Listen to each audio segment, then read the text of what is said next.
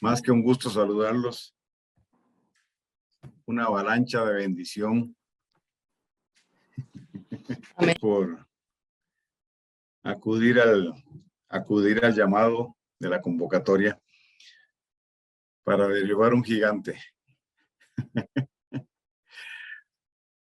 Para derribar un gigante. Bien. Vamos a entrarle al tema. El tema es un poco fuerte porque, bueno, porque hemos caminado bajo un paradigma, ¿verdad? Y siempre derribar un paradigma no es fácil, ¿verdad? Abrirse uno para que ese paradigma sea derribado, sobre todo pues cuando hablamos de conceptos y de la impronta religiosa, pues sé que no es fácil, ¿verdad? La Trinidad es un tema todavía de mucha polémica y lo que yo pretendo, lo que yo busco es definir mi posición y la posición de Red Chamer en relación a esto. Yo, como ustedes saben, me conocen, yo no soy dogmático para enseñar, yo voy a dar la información y obviamente pues con mi posición y también pues juntamente con esto ¿qué podría decir? La oportunidad de que cada uno pueda repasar, estudiar y reflexionar y tomar una posición o una decisión en relación a este punto. ¿Qué es lo que quiero decir? Que yo no voy a imponer lo que yo entiendo es la verdad. Trataré de darle la mayor parte de argumentos y de paso pues poner la base para poder definir, ¿verdad? También dentro de lo que es la deidad, quién es Yeshua. Eso también es, pero eso va a ser luego de esto. Lo primero que queremos definir es si la Trinidad es una doctrina de Torá o es error. Si la Trinidad es verdad o es error. ¿Ok? Espero pues después de esta charla pues ustedes me sigan amando. Y, ¿verdad? Que no me vayan a cortar las pizzas, ni las arepas, ni nada por el estilo, ni los gallo pintos. Espero que quedemos en paz. Bien. Ok. Voy a usar el PowerPoint y si alguien quiere después las notas del PowerPoint, yo con gusto se las puedo enviar. Ok.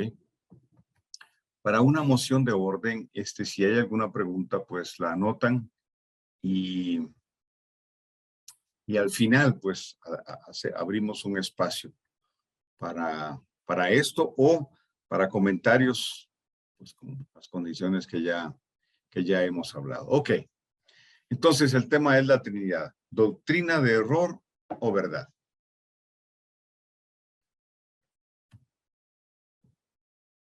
Ok.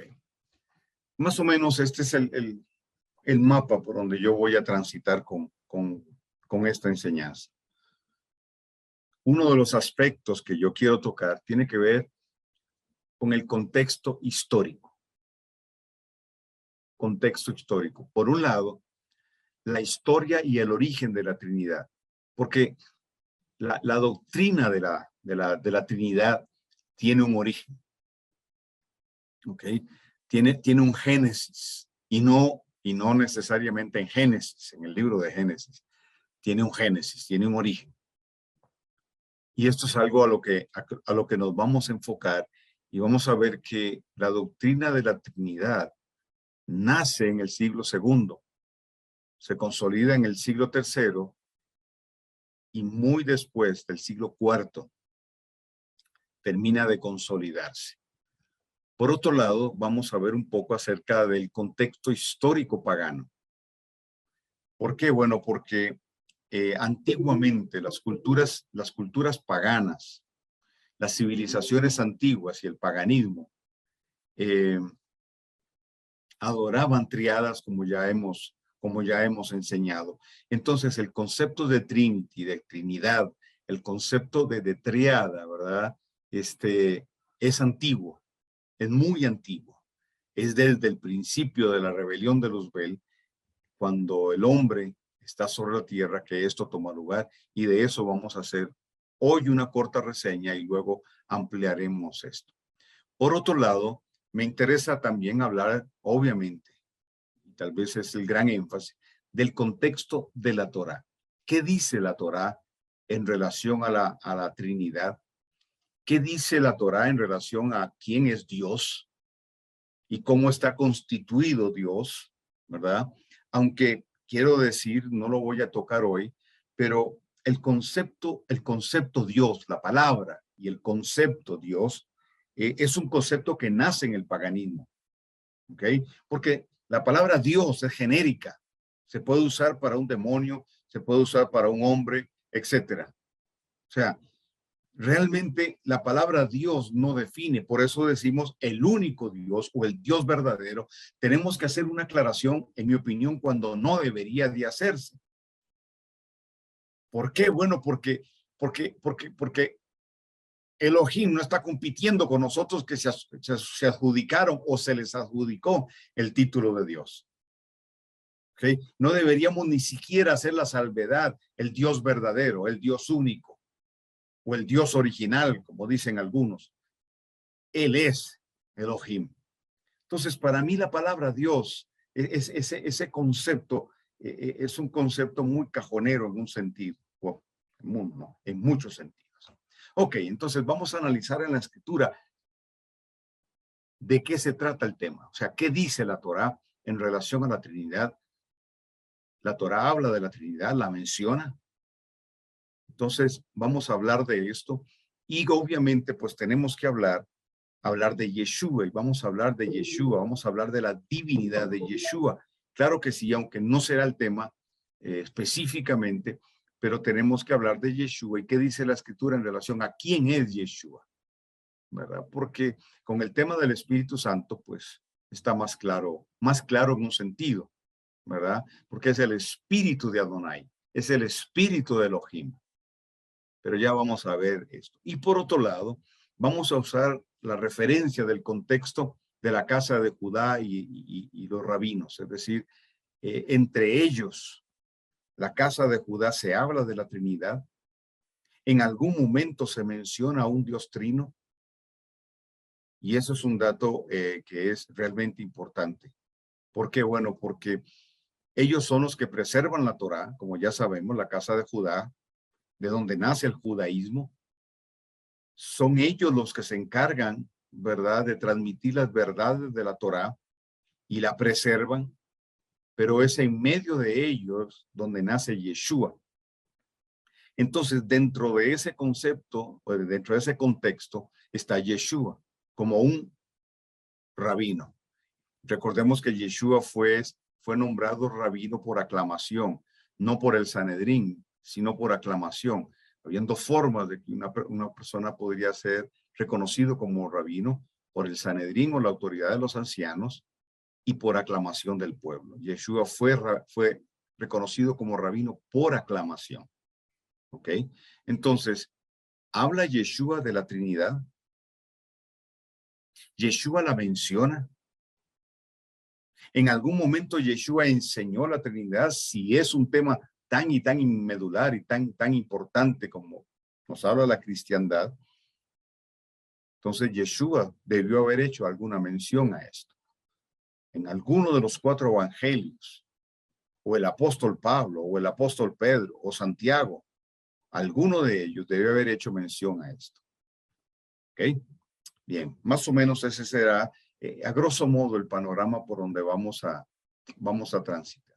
Lo primero que quiero hacer es que definamos, o más bien, tomemos la definición tradicional o popular de lo que es Trinidad.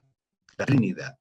La Trinidad habla de una doctrina básica de la cristiandad, definida como 3 personas divinas: el Padre, el Hijo y el Espíritu Santo, que comparten una misma o una sola esencia. Luego dicen ellos que son tres personas distintas, pero a la vez son un mismo Dios. A repetir eso. Luego dicen que son tres personas distintas, pero a la vez son un mismo Dios. Es decir, como tres en uno. ¿Ok? La Iglesia Católica Romana dice que la Trinidad, o Trinidad, es el término con que se designa la doctrina central de la religión cristiana. El símbolo Quiconque, que es la profesión de la fe atribuida a Anastasio de Alejandría en el siglo XVII, dice que el Padre es Dios, que el Hijo es Dios y el Espíritu Santo es Dios. ¿Okay? Eso es lo que se plantea. Que el Padre es Dios, que el Hijo es Dios y que el Espíritu Santo es Dios.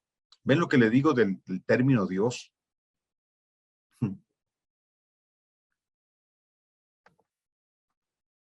¿Ok?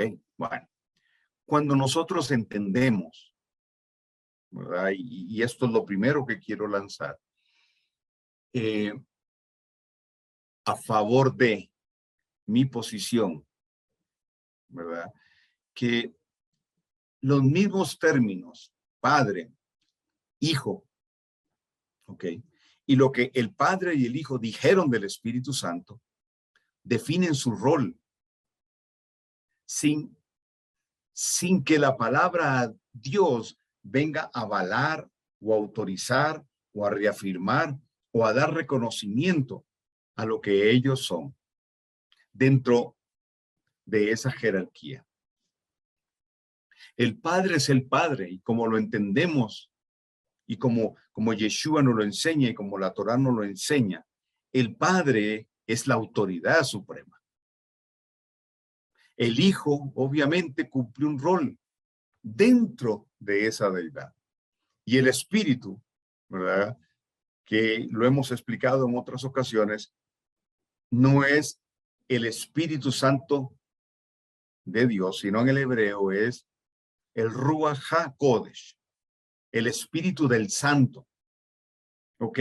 Estableciendo que no hay una separación entre Elohim y su Ruach HaKodesh. Es su Espíritu. Bueno, pero eso lo vamos a ver más adelante.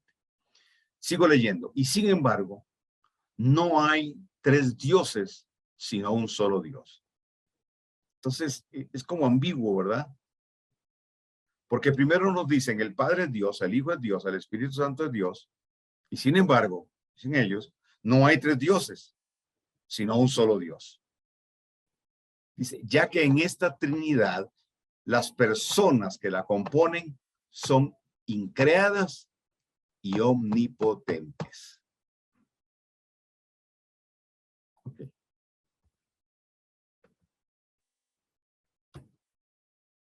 Ahora miren esto. La Trinidad la consideran un misterio. El catolicismo romano, que es de donde viene la corriente de la Trinidad, para tiempos modernos, ¿ok?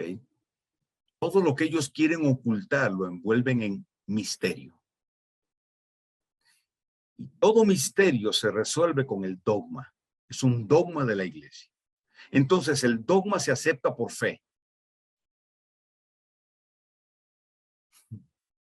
Entonces, la Virgen María ascendió a los cielos. Y cuando uno pregunta, ¿cuándo? ¿Dónde está el registro bíblico? No, lo que tenemos es un registro histórico en 1502. Ah,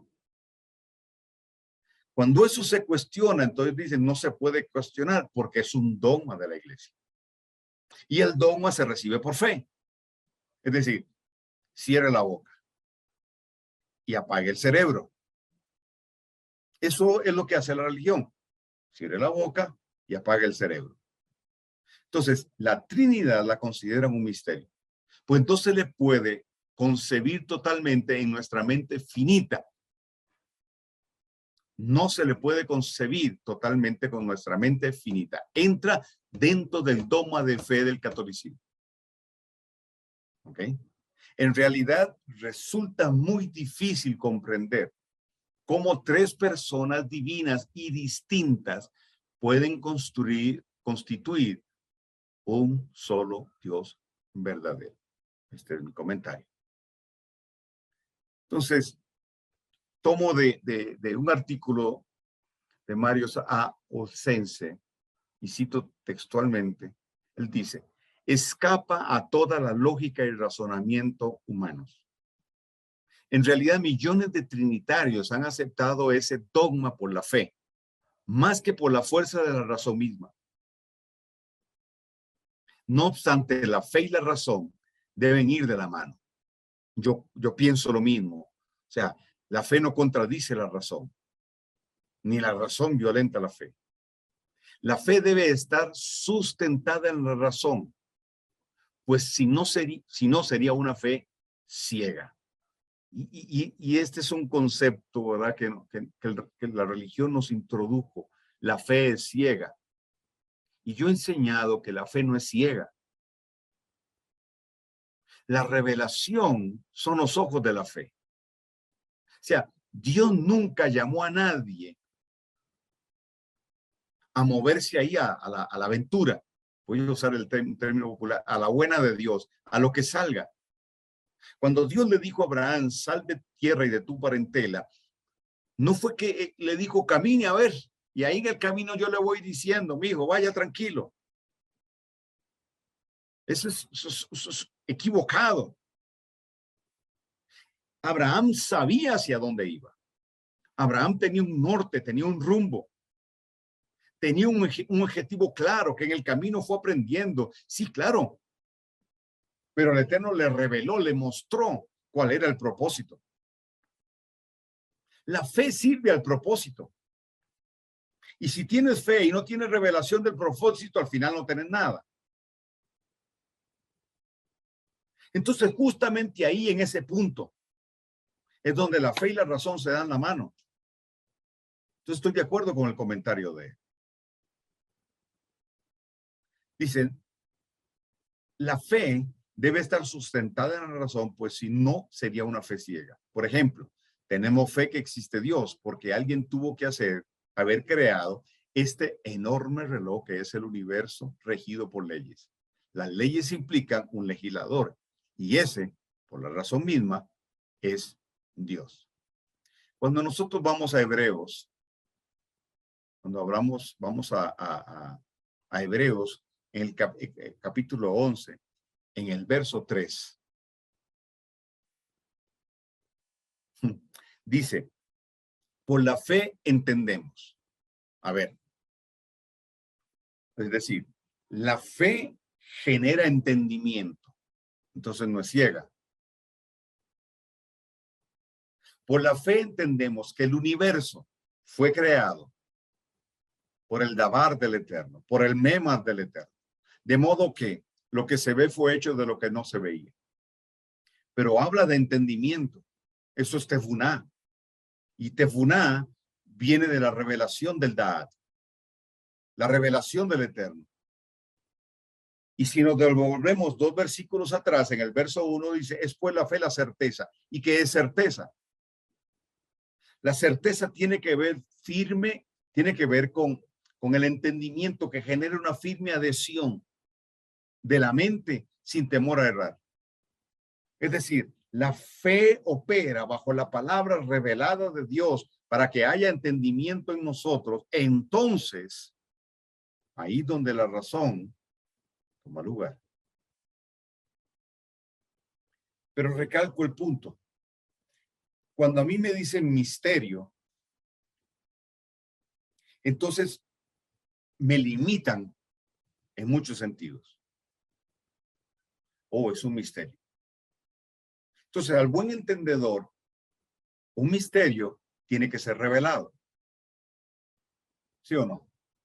Si es un misterio de Dios, para que yo lo pueda entender, tiene que ser revelado. ¿Qué es lo que me quieren decir entonces? Lo que me quieren decir los del postulado de la Trinidad, es que yo no debo hacerle mucha mente, no le debo hacer mucho entendimiento al asunto, no lo debo analizar, simplemente lo acepto, lo recibo y no lo cuestiono. Cuando nosotros revisamos nuestra experiencia, vamos a encontrarnos con un dogma que aceptamos a ojos cerrados y nunca cuestionamos. El domingo. Leímos, porque a mí me pasó, los 10 mandamientos. Hablábamos del cuarto mandamiento, porque a mí me tocó mucho con adventistas. Entonces, era la pugna. Ajá. Entonces, aceptamos el domingo. Pero no lo cuestionamos, aun cuando leíamos los 10 mandamientos y ahí estaba el cuarto mandamiento que decía que el Shabbat, el sábado, es el día del Eterno.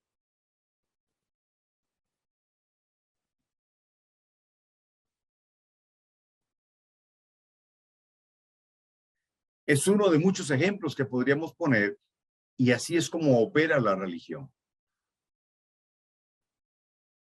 Te encierra, te lo enmarca en el concepto dogma y de misterio y chao, no lo cuestionaste más, se acabó.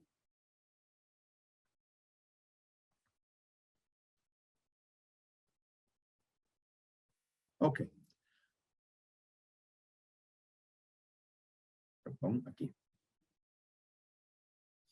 La concepción de un Dios trino no deja de ser confusa. Y ya pues leímos la definición de ellos. Dios Padre, Dios Hijo, Dios Espíritu Santo, pero un solo Dios. Entonces, como si ellos son dioses, pueden ser un solo Dios. Ahora, no encontramos un pasaje en la Torá que nos habla de la Trinidad como tal. No existe un solo pasaje donde la palabra Trinidad esté o donde haya una referencia a un Dios trino. Ni tampoco existe, oiga bien esto, un texto canónico que hable de que el Padre, el Hijo y el Espíritu Santo son un solo Dios. Ni en la Torá, con el Berij Hadashah, el pacto renovado, Nuevo Testamento, ni en textos canónicos existe ninguna referencia a esto. El concepto se definiría, según los trinitarios, como una unidad única. Es decir, los tres son una unidad, pero única. Y no bajo el concepto o bajo el principio de Ejad, porque el principio de Ejad define una unidad compuesta. Eso lo vamos a ver más adelante. Ellos hablan de tres dioses, pero un solo Dios. Ejad, es decir, una unidad única. Pero el concepto de Ejad habla de una unidad compuesta. Cuando habla de unidad compuesta. Juan 17, lo vamos a ver después. Yeshua dice esto, ojo, Yeshua dice esto. Hablándole al Padre, le dice, Padre, yo quiero que ellos sean Ejad, que ellos sean un Ejad. Así como tú y yo somos un Ejad. Entonces, tú en mí y yo en ellos. Ojo a esto.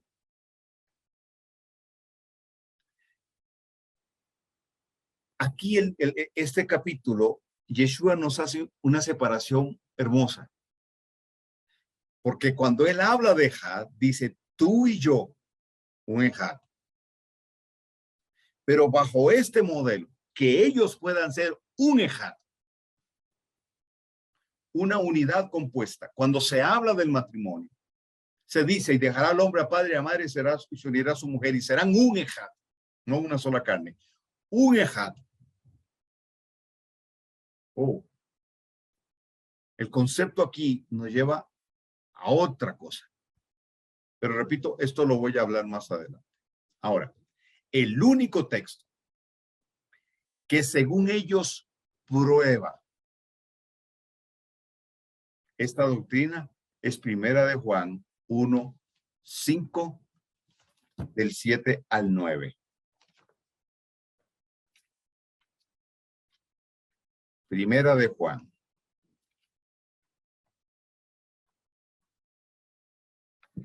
Leo desde el 6. Este es el que vino mediante agua y sangre, Yeshua el Mashiach. No solo por el agua, sino por el agua y por la sangre. Y el Espíritu es el que da testimonio, porque el Espíritu es la verdad. Otra versión dice, porque el Espíritu es el que guía la verdad. Porque tres son los que dan testimonio: el Espíritu, el agua y la sangre. Y los tres concuerdan.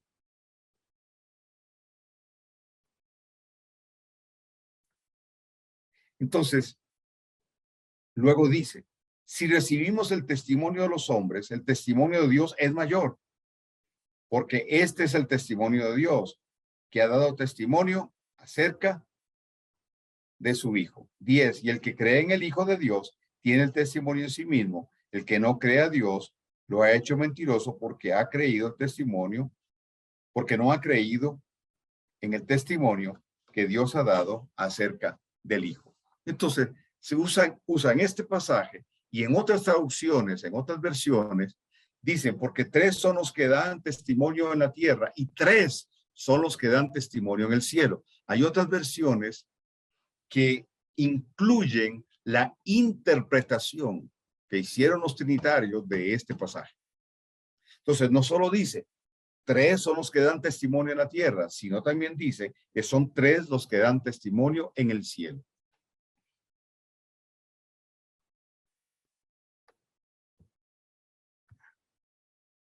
¿Ok? Ahora,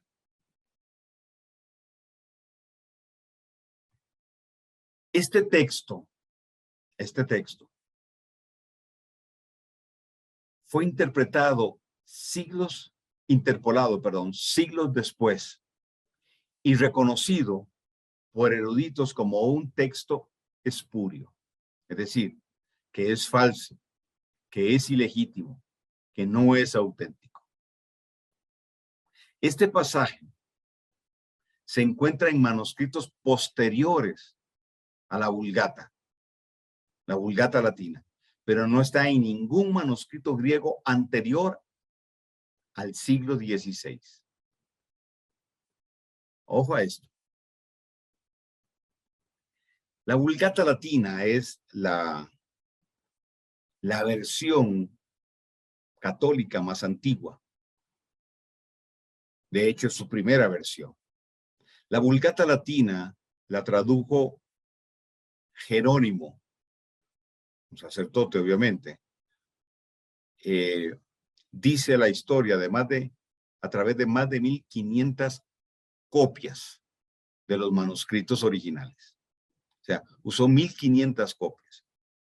Y obviamente, pues, lo que se llama el Antiguo Testamento lo recopiló de lo que los 70, la traducción de los 70. Pero este pasaje solo aparece en manuscritos posteriores a la Vulgata latina, pero no aparece en ningún manuscrito griego de antes del siglo XVI. Entonces, los eruditos, no Carlos Soto, los eruditos lo llamaron un texto espurio, es decir, falso, ilegítimo, no auténtico. En otras palabras, no está en los textos más antiguos, en las copias, porque todo lo que hemos tenido son copias de los originales. Las copias más antiguas no están. Y curiosamente, el Códice Vaticano, el Códice Sinaítico, que son los más antiguos, no lo contienen. Entonces, basan una doctrina en un pasaje espurio. Y eso ya nos pone a dudar. Y debería tenerte dudando. Porque es el único pasaje que podría, pero no, hablar de la Trinidad. Ellos lo usan.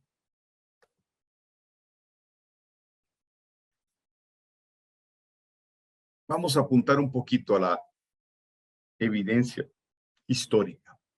En su libro, La Iglesia de los primeros 3 siglos, Alan Lapson dice, la moderna doctrina de la Trinidad no se halla en ningún documento o reliquia perteneciente a la Iglesia de los primeros 3 siglos.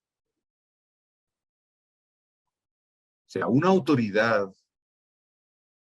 un erudito como Alan Lapson, no tiene ninguna evidencia dentro de sus investigaciones que en esos primeros 3 siglos haya algún documento, dice, o alguna reliquia perteneciente a la Iglesia que avale o que hable o que mencione la Trinidad. Por otro lado, Eduardo Gibbon dice en su prefacio de su libro Historia del Cristianismo, si el paganismo fue conquistado por el cristianismo, ojo, es igualmente cierto que el cristianismo fue corrompido por el paganismo. El deísmo puro de los primeros cristianos fue cambiado por la Iglesia de Roma, por el incomprensible dogma de la Trinidad. Muchos de los dogmas paganos inventados por los egipcios e idealizados por Platón, y de Platón tenemos que hablar, fueron retenidos como merecedores de ser creídos. Y digo, vamos a hablar de Platón porque el pensamiento platónico influyó con muchísima fuerza en la iglesia cristiana. Primero en el cristianismo romano, luego en la iglesia cristiana evangélica. ¿Ok? Además, además, H.G. Wells, en su perfil de la historia, en la página 421, dice, veremos cómo después toda la cristiandad se volvió a las disputas sobre la Trinidad. No hay una clara evidencia de que los apóstoles de Yeshua aceptaran esa doctrina. Entonces aquí tenemos el comentario de varios eruditos que nos dejan una evidencia para mí histórica y clara de que en esos primeros 3 siglos, donde la comunidad de creyentes de Yeshua estuvo con todo el conflicto y todo el maremoto que hubo, ¿verdad? No existe ninguna evidencia, ningún documento, ni siquiera los apóstoles hablaron de la Trinidad. En ningún momento se habló de esto. Y dicho sea de paso, la estampita que usó el cristianismo romano por muchísimos años y todavía se ve, la de aquel hombre de pelo blanco y barba blanca sentado en una silla y al lado Jesucristo y arriba la palomita, como una expresión de lo que es la Trinidad. Realmente ese señor de pelo blanco y de barba blanca es una representación de Zeus. Y de hecho el carácter de Zeus es el que permeó el concepto del Padre Eterno dentro del catolicismo. Por eso nunca el catolicismo ha hablado de paternidad, ni va a hablar de paternidad, porque su énfasis es la maternidad. la de Semiramis, llamada María. Espero que ninguno de ustedes todavía tenga raíces católicas y esto le esté afectando un poco. Edward Gibson dice en su prefacio de su libro Historia Cristiana, bueno, ya eso lo leí, perdón, sigo leyendo. El deísmo puro de los primeros cristianos fue cambiado por la Iglesia de Roma por el incomprensible dogma de la Trinidad. Muchos de los dogmas paganos, inventados por los egipcios e idealizados por Platón, fueron retenidos como merecedores de ser creídos. Además, H.G. Wells, en su perfil de la historia, página 421, también dice: veremos cómo después toda la cristiandad se volvió a las disputas sobre la Trinidad. Y no hay una clara evidencia de que los apóstoles de Yeshua aceptaran esta doctrina, repitiendo o volviendo a leer eso. Entonces, las disputas acerca de la Trinidad han sido muchas.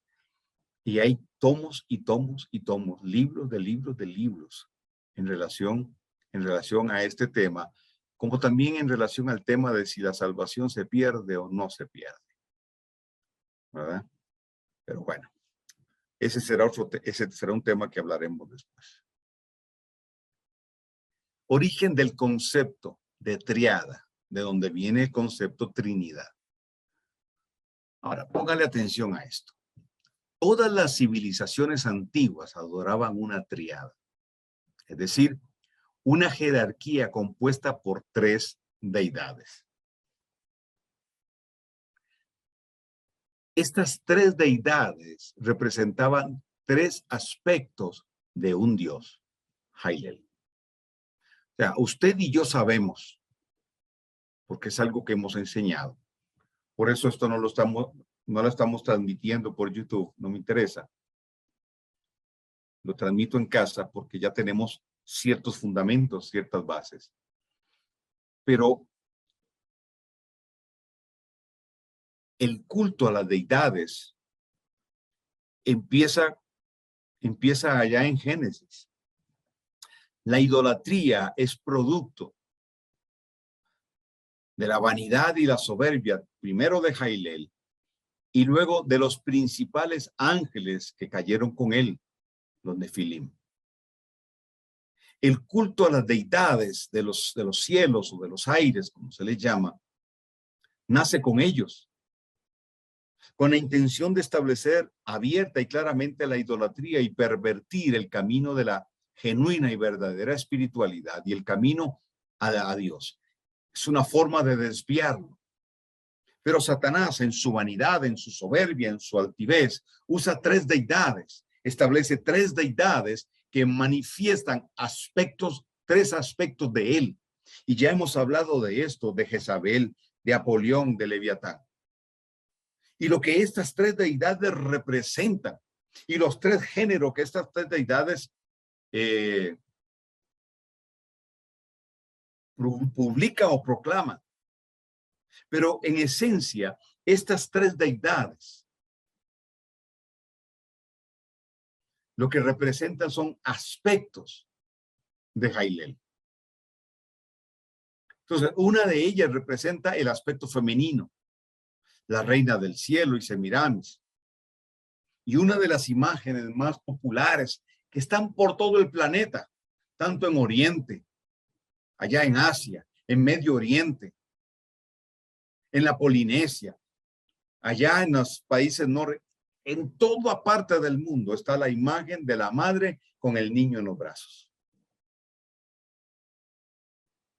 Y muchos dicen, ay, qué hermoso la maternidad. En mi país, yo nací en San José, en un hospital que se llama Clínica Bíblica, especializada justamente en eso, en maternidad.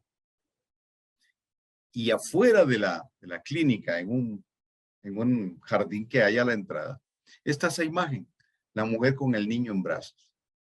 Y todo el mundo, ay, qué lindo, qué hermosa la maternidad, qué tierno. Y esa figura, simple y sencillamente, es la reina del cielo, con Tamuz en los brazos. Pero ¿de dónde nos viene esa imagen? A través del catolicismo romano. La Virgen María con el supuesto Jesús en los brazos. que es una figura totalmente pagana. La otra, representada en un sentido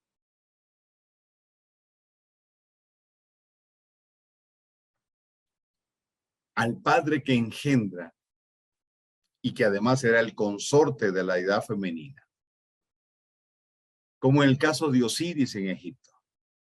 Recuerden la triada: Isis, Osiris y Horus.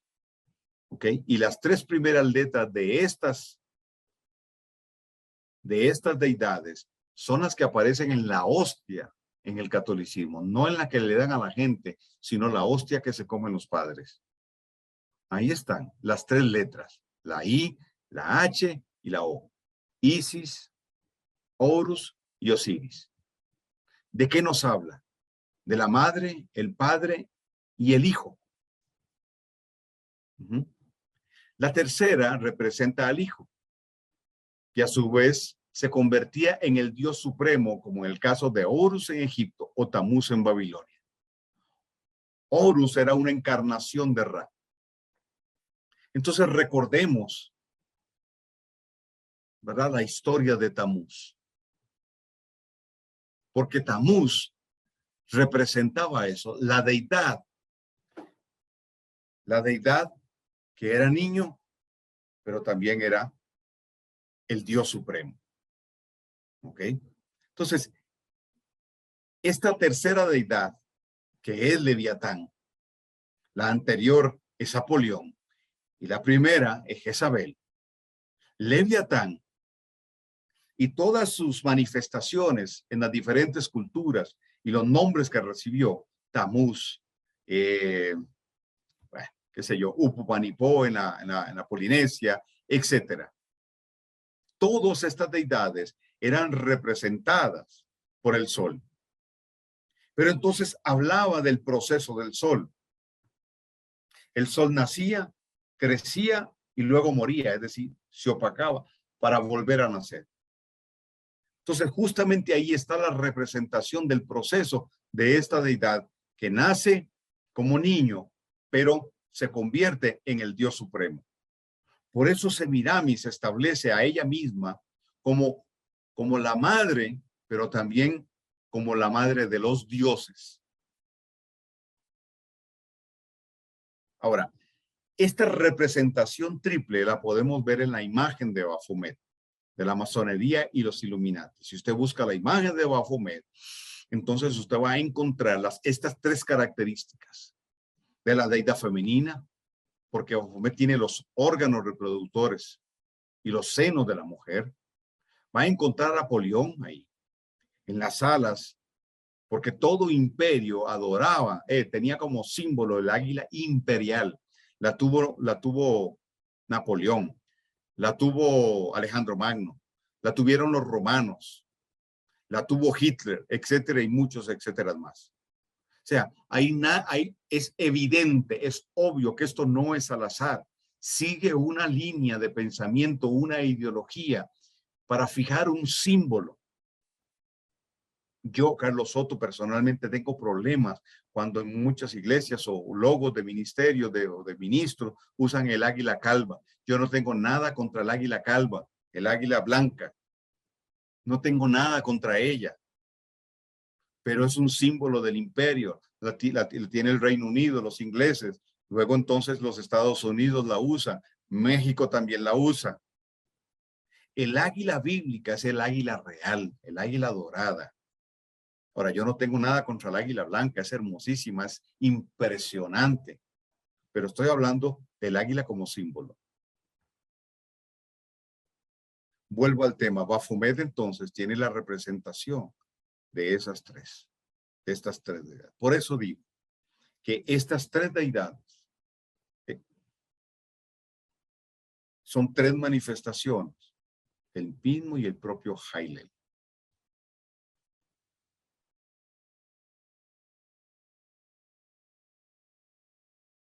Ok. Bien. Aquí repetí un artículo, no importa. El siguiente. Por tanto, la Trinidad es reconocida en religiones antiguas, de las naciones paganas. En la mitología de los griegos, en la mitología de los persas, en la mitología de los egipcios, los indios, babilonios, chinos, islámicos, fenicios y japoneses, etcétera, hallamos triadas de dioses o dioses trinos. La Trinidad hindú, por ejemplo, estaba conformada por los dioses Brahma, Vishnu y Shiva. La Trinidad griega estaba conformada por los dioses Zeus, Atena y Apolo. Decían sus creyentes, es un dato histórico, que los tres concordaban en uno. Oiga bien esto. Los creyentes, y obviamente si los creyentes lo decía, es porque la clase sacerdotal así lo enseñaba, que tanto Zeus, Atena o Atenea y Apolo concordaban en uno. O sea, la mitología griega, bajo este comentario, nos deja ver claramente el concepto de Trinidad, que luego los trinitarios de la cristiandad adoptan. La Trinidad romana eran sus dioses Júpiter, Mercurio y Venus. Esos dioses trinos se fueron asimilando dentro de las naciones conquistadas, obviamente. O sea, Grecia conquista Egipto, pero se asimila de muchos de los conceptos, ideas, prácticas y deidades, sobre todo, de los egipcios. Roma conquista Grecia, pero de igual manera la ideología helenista los empapa, los impregna, los impronta. Pero el tema de las triadas pasa de una civilización a otra, no cambia.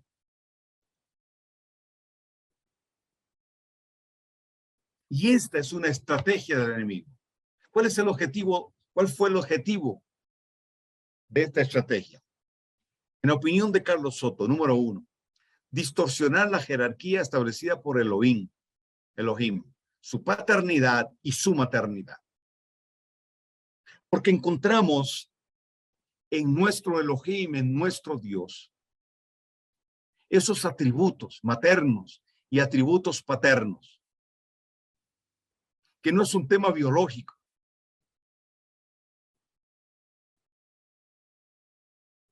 No es un tema de órganos genitales. Es un tema de esencia. Porque la Escritura nos presenta a nuestro Dios como el Shaddai, el Dios de muchos pechos que amamantan y de muchos vientres que protegen. Él es el Shaddai.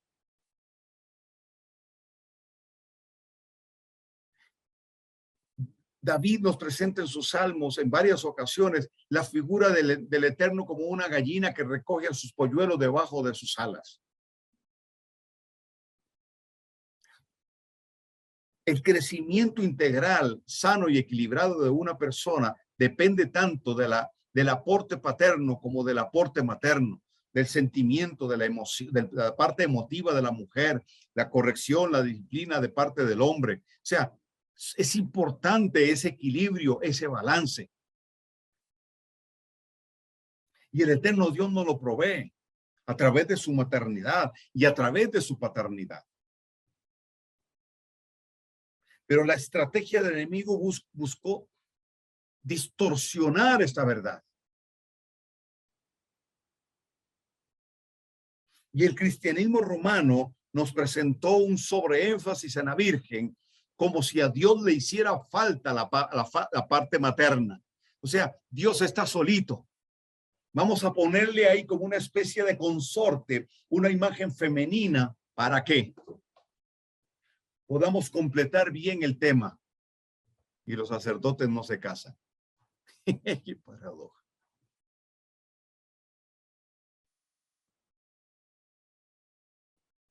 El romanismo establece el culto a la deidad femenina por encima del mismo Padre Eterno, pero también bajo la atribución de ser una coigual con Yeshua. ¿Cómo coigual con Yeshua, Carlos? Claro, porque en el catolicismo se plantea que María también es intercesora. así como lo es Yeshua, María es intercesora. Ahora, esto siguiendo que el patrón egipcio del culto a Isis. Si ustedes buscan el rito de Midraim, ustedes van a entender mucho de esto. ¿Y de dónde tomaron la idea? 2.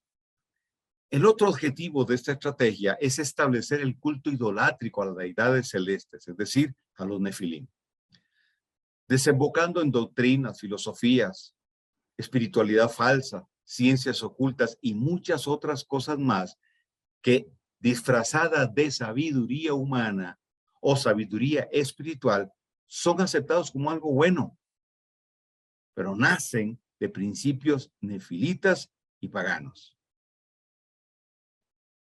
Estoy explicando bien.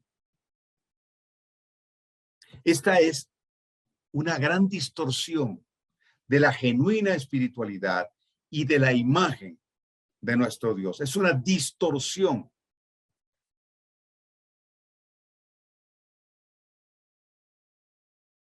Entonces, una persona puede decir creer en Dios, pero el fundamento de su creencia está basado en una herejía y no se ha dado cuenta.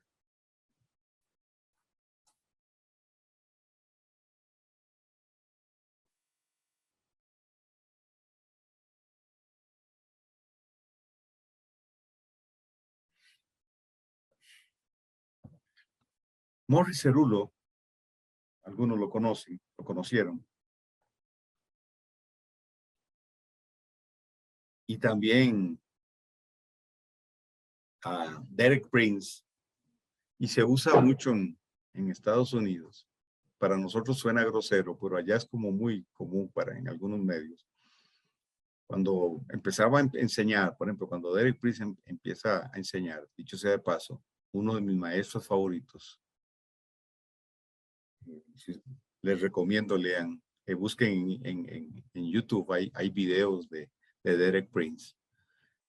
Impresionante. Cuando él empezaba a predicar, decía, bueno, saludaba a la gente, dice, ok, ahora sí, se vale usar el cerebro. Puede usar su cerebro. Para la cultura norteamericana, pues el tema no es ofensivo, para nosotros sí. Pero ¿cuál es la idea que él estaba dejando? O sea, podés pensar, no está prohibido pensar porque en la religión no se puede pensar. En la religión se apaga el cerebro y se cierra la boca. Porque no puedes pensar y por lo tanto entonces no puedes hablar, no puedes cuestionar ni preguntar. Por eso el modelo de escuela no existe. El concepto de yeshiva no existe. Por eso establecieron el culto. Porque en el culto es una prédica. Y cuando hay una prédica, nadie pregunta, no hay comentarios, no existe nada. Entonces, cada quien trague y váyase para su casa.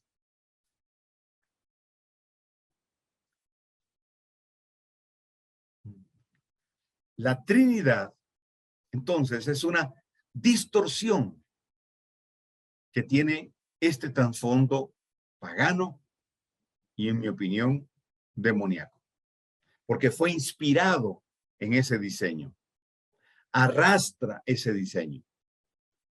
Le anticipo, no existe ningún registro en la dinámica cultural, ideológica, de escuelas rabínicas a la Trinidad. No existe ni una referencia. El concepto Trinidad no existe dentro del judaísmo.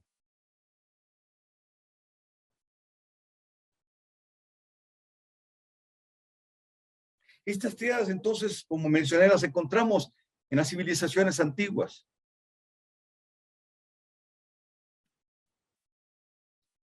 Sí, y es muy interesante, aunque no es el tema. Las tríadas en la China. Muy interesante. Porque en lugar de llamarle a ese virus COVID-19, debieron haberle llamado virus Quan Yin. Quan Yin es la deidad femenina que se adora en China. Y de hecho, la representan montando al dragón. Ok. Toda esta influencia desemboca en Roma. Y desde ahí entonces se genera la Trinidad, como hoy la conocemos. Entonces, un dato histórico rápido, la próxima clase voy a ahondar más en el tema histórico.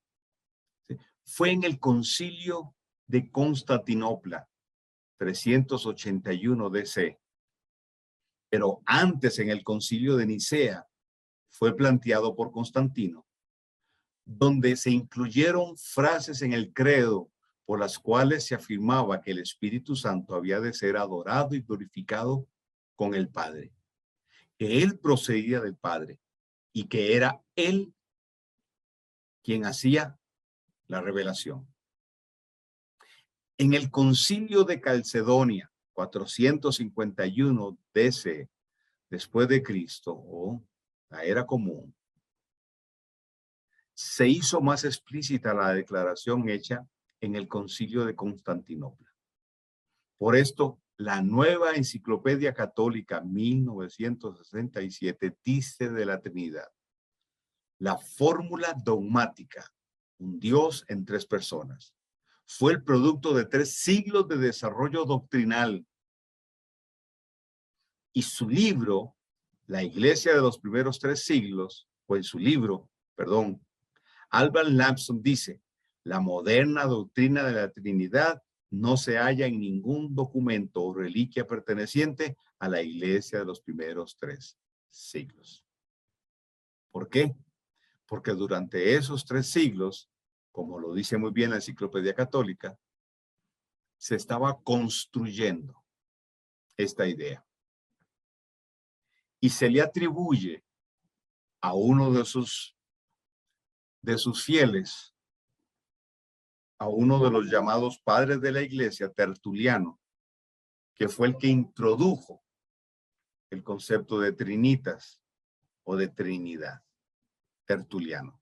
Pero eso lo vamos a ver en la próxima clase. Ok.